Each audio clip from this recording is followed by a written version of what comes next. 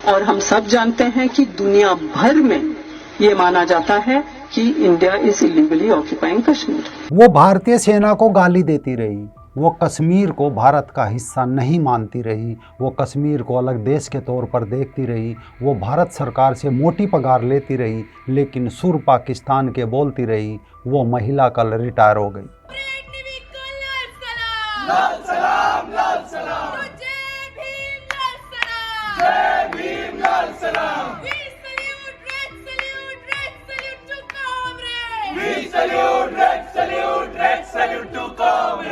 ये वीडियो है जेएनयू का, जवाहरलाल नेहरू यूनिवर्सिटी दिल्ली का।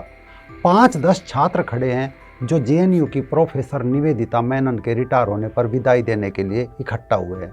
आखिर दशकों की एकेडमिक सर्विस के बाद रिटायर होने वाली पॉलिटिकल थ्योरी स्कॉलर के तौर पर पहचान हासिल करने वाली निवेदिता मेनन को सिर्फ 5-10 छात्र छात्राएं क्यों विदाई देने पहुंचे? सवाल का जवाब इस ट्वीट में लिखा है कि जेएनयू की नक्सली लिबरांडू प्रोफेसर निवेदिता मेनन रिटायर हो गई। नमस्कार, मैं राजीव चौधरी। साल 2022 में एक मूवी आई थी द कश्मीर फाइल्स। उस मूवी में एक प्रोफेसर थी राधिका मेनन जो भारत के खिलाफ बोलती नजर आई थी। लोगों ने गूगल सर्च किया तो नाम निकलकर सामने आया निवेदिता मेनन, जिसका किरदार द कश्मीर फाइल्स में पल्लवी जोशी ने प्रोफेसर राधिका मेनन बनकर किया था, जो ये डायलॉग बोलते हुए कहती है कि कश्मीर कभी भी भारत का अभिन्न अंग नहीं रहा। ये एक ऐतिहासिक तथ्य है। यदि इंडिया ब्रिटेन से अपनी आज़ादी के लिए लड़ सकता है तो कश्मीर क्यों नहीं। जब ये नाम सामने आया निकलकर, साथ ही कुछ चीज़ें भी निकलकर सामने आई। वो थी कुछ समय पहले की 11 जेएनयू टीचर्स की एक रिपोर्ट, 200 पेज के डॉक्यूमेंट्स, जिनमें कहा गया था कि 1000 लड़कों और लड़कियों पर हॉस्टल में शराब पीने और अनैतिक कामों में शामिल होने पर 2000 से 5000 तक का फाइन लगाया गया। हॉस्टल के गेट्स पर एक उड़ती ही नज़र भी डाले तो शराब की सैकड़ों खाली बोतलें मिलेगी। हॉस्टल के मेस में सेक्स वर्कर खुले तौर पर घूम रही होती है। वहाँ ना सिर्फ लड़कियों को अपने साथ शामिल करती, बल्कि वो लड़कों को भी दूषित करती है। ऐसा क्यों होता है कि रात में बड़ी और महंगी कारें हॉस्टल के आसपास घूमती पाई जाती है? कुछ सिक्योरिटी ऑफिसर्स भी इस रैकेट में शामिल है। इस डॉक्यूमेंट को जमा करने वाले ग्रुप को अमिता सिंह लीड कर रही थी। Amita Singh centre for law and governance में प्रोफेसर है। उन्होंने जेएनयू टीचर्स पर आरोप लगाते हुए कहा था कि वो जेएनयू में अलगाववादी मूवमेंट को बढ़ावा देते हैं। जेएनयू के कुछ एकेडमिक्स, जिनमें professor Nivedita Menon, professor Ayesha Kidwai, professor Kamal Mitra Chenoy, professor Anuradha Chenoy ने जेएनयू को मिसयूज किया। उन्होंने अपने सीनियर टीचर को एक कवर का इस्तेमाल करते देश विरोधी गतिविधियों को कश्मीर और नॉर्थ ईस्ट में फैलाने का काम किया। सेमिनार, लेक्चर, पंपलेट बांट के, पोस्टर चिपका के, नुक्कड़ नाटकों से, रैली और भूख हड़तालों से जेएनयू में रहते हुए इन स्टेट्स में देश विरोधी कामों को बढ़ावा देते हैं। इनका मेन उद्देश्य था देश की एकता को तोड़ना। ये सभी टीचर्स नए लोग और ताज़ा दिमागों को जेएनयू में बुला रहे हैं। उन्हें नाइट पार्टीज, शराब और कैश पेमेंट से लुभाते हैं। बदले में वो स्टूडेंट उनके लिए उनके एजेंडे को आगे बढ़ाते हैं। इस पूरे प्रोसेस में जेएनयू एक ऑर्गेनाइज सेक्स रैकेट का गढ़ बन गया है। इसमें कई हॉस्टल के कर्मचारी, मेड, मुनरेगा में चलने वाले ब्यूटी पार्लर से आने वाले लोग और साथ ही डीएसएफ और डीएसयू और एआईएसए इसमें शामिल है। दिल्ली पुलिस की रिपोर्ट का हवाला देते हुए कहा गया कि लेफ्टिस्ट स्टूडेंट ने 2010 में दंतेवाड़ा में 76 पुलिस वालों के मारे जाने पर जश्न मनाया था। यदि इस रिपोर्ट में जो मुख्य नाम निकल कर आया था वो था प्रोफेसर निवेदिता मेनन का।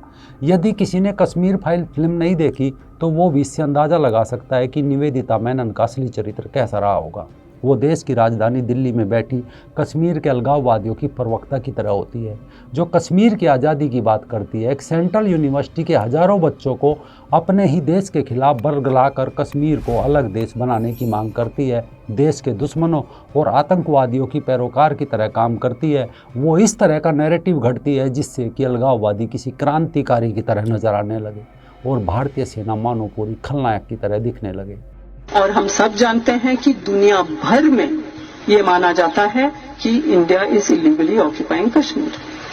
Everybody accepts it. दुनिया भर में इलीगल ऑक्यूपेशन की बात हो रही है कश्मीर की, तो हमें सोचना चाहिए कि आजादी एक नारा उस तरह का नहीं है, और मतलब बिल्कुल जायज नारा है। और इस वीडियो में निवेदिता ये कहती नजर आ रही है कि दुनिया में माना जाता है कि भारत ने गैर कानूनी तौर पर कश्मीर पर कब्जा किया है।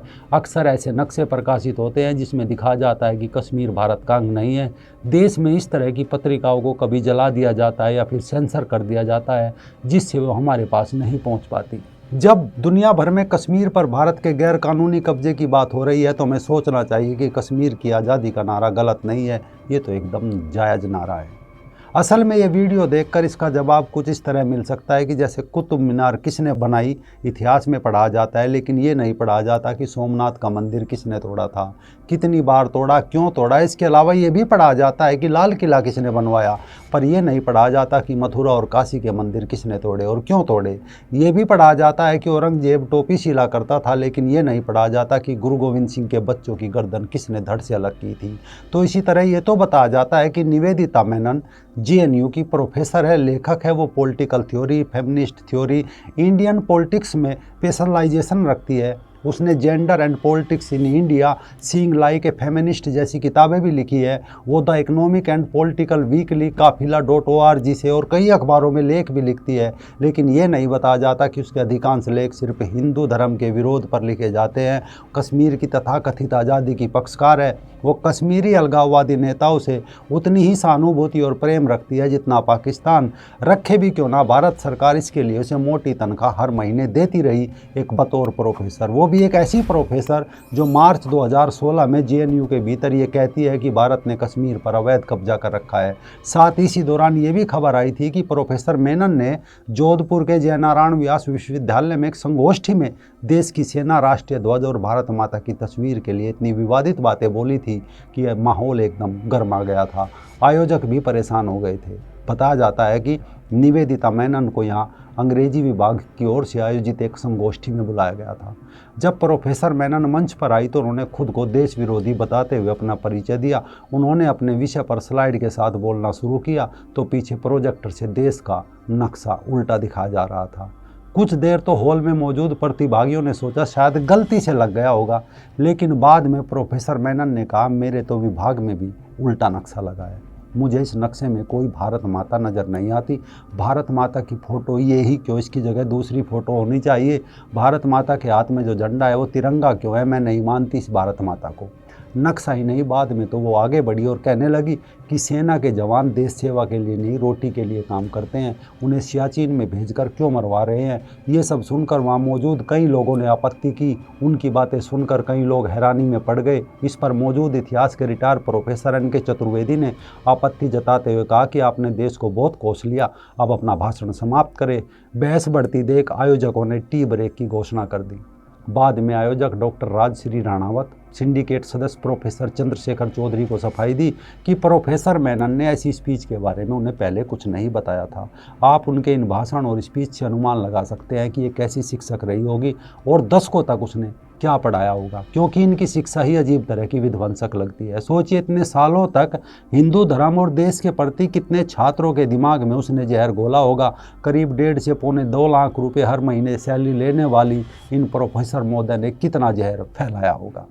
आजादी, आजादी, आजादी, आजादी, आजादी।